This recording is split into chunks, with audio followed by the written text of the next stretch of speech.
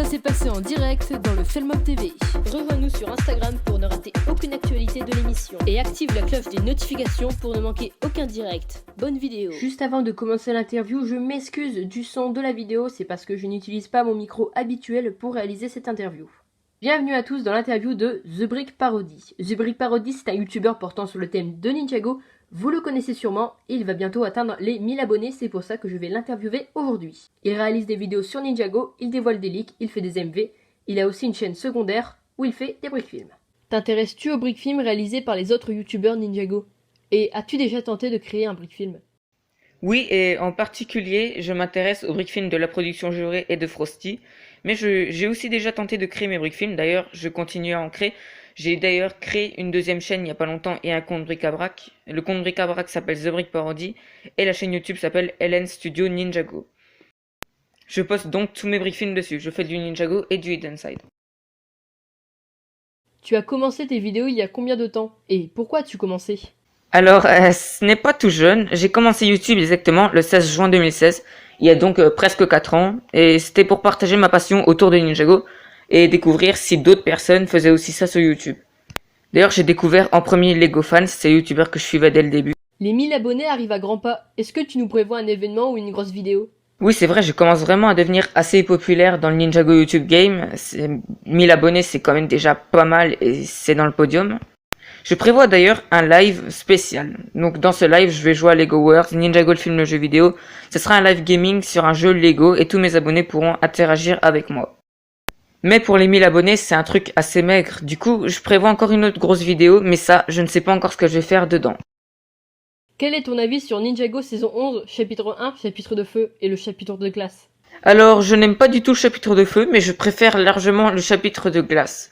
Donc je vais te dire pourquoi j'aime pas le chapitre de feu, c'est déjà parce que les tout premiers épisodes sont inutiles et on voit les ninjas complètement abrutis, qui boivent de la limonade toute la journée, puis qui prennent leur bain dans la cloche, mais je sais plus comment elle s'appelle, tellement que j'ai plus vu la saison 11 depuis longtemps. Je trouve que la libération d'Asphyra était totalement débile, juste une erreur de Jay, ça montre bien que les ninjas sont devenus abrutis dans cette saison. Ou du moins surtout dans ces premiers épisodes de cette saison, car dans les derniers, non. Quel youtubeur suis-tu sur YouTube et dans le Ninjago YouTube Game? Alors pour commencer les chaînes non Ninjago, je suis The Reg, Potatoes, Michou, Cyprien, Squeezie, Norman, Poisson Fécond. Avant je suivais Fuse mais maintenant ce qu'il fait ne m'intéresse plus. Et je suis aussi Azulek et Momo Kando. Dans le Ninjago YouTube Game, je suis Lego Caron, Fire Disorder, la production Gévré. J'adore suivre Samfire, je crois que c'est celui que j'adore le plus suivre dans Ninjago YouTube Game. The Fold Music, bien évidemment, HF Masters, Frosty, Studio AS, TSA Studio. Avant, je suivais Ronin Studio, mais comme elle a arrêté, je me suis désabonné. Et bien évidemment, Lego Fan. Lego Fan qui, comme je l'ai dit, est le premier youtubeur Ninjago que je suivais. J'ai regardé sa première vidéo en 2016. Es-tu hypé pour la saison 12 de Ninjago? Si oui, pourquoi?